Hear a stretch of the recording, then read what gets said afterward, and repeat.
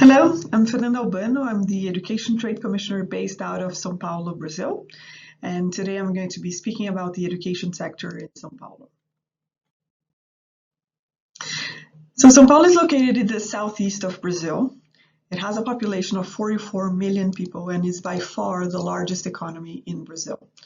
With a GDP of over 600 billion US dollars, it's responsible for 31% of the Brazilian GDP.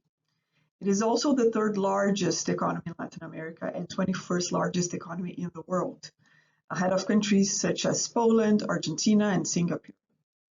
This is where most players and competitors are located and where most education agents are headquartered, which is very relevant given Brazil is a heavily agent-driven market. Regarding the K-12 level, Brazil has both private and public institutions, with quality varying greatly between them and private schools offering, generally speaking, a better education.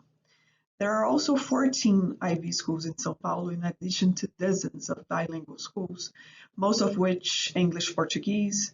There are also some that teach French-Portuguese. There are also high schools offering the Ontario Secondary School Diploma and the New Brunswick curriculum in the state. As for outbound mobility, in the past, students from the state of São Paulo were not looking to take their full undergrad program abroad, which has since changed.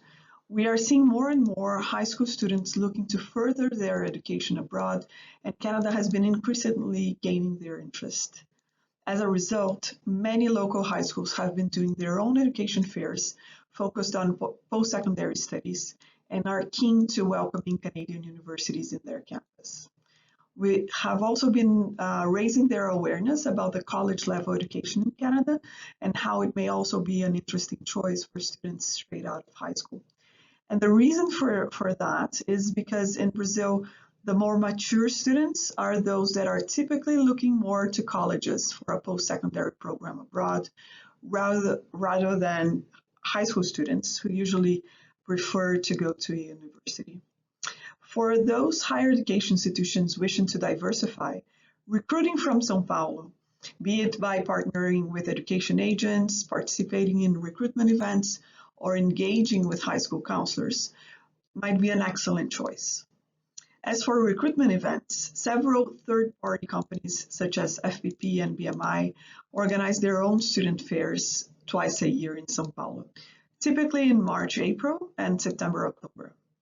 In addition to these fairs and those organized by local high schools that I previously mentioned, education agents also organize their own recruitment events with these institutions from their portfolios.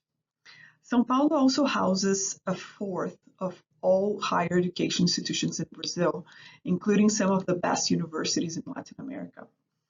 USP, which is the Universidade de São Paulo, for instance, was ranked 85th best in the world in the most recent QS rankings.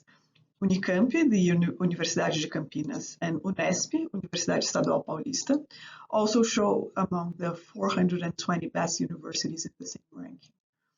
These are public, comprehensive, research-intensive universities that already have many collaboration agreements with Canadian universities and an appetite for more partnerships, including dual mobility for both students and faculty, research cooperation, dual diplomas, etc.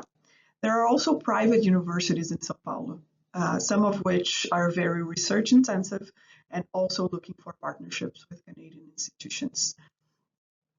Regarding STI, São Paulo has one of the best research and development structures in Latin America, with excellent universities that combine high-quality education, research centers, and world-level laboratories, with outstanding production in several areas. An example of that is the production of a COVID vaccine by Instituto Butantan, which is here in São Paulo. In 2018, according to the Ministry of Science and Technology, the government of São Paulo invested approximately 3.5 billion Canadian dollars in research and development, representing 73% of the expenditure by the Brazilian states. An important part of those resources goes to Fundação de Amparo à Pesquisa do Estado de São Paulo, FAPESP, which is a state foundation that is responsible for promoting research, exchange, and dissemination of science and technology. in the state. I hope that you enjoyed this video.